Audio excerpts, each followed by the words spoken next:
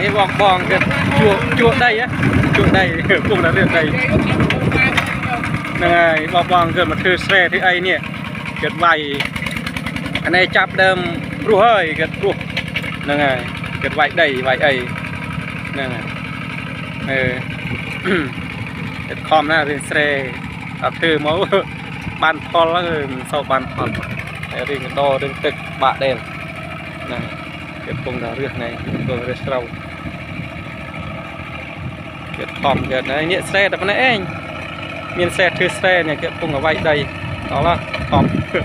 ដល់រដូវស្រែហើយគេខំរឿយមកហូត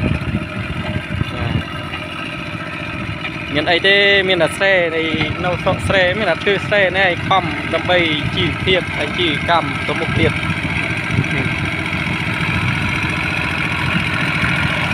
នេះដល់រដូវស្រែធ្វើរៀងខ្លួនរហូតមកចេះតែខំអស់ហើយ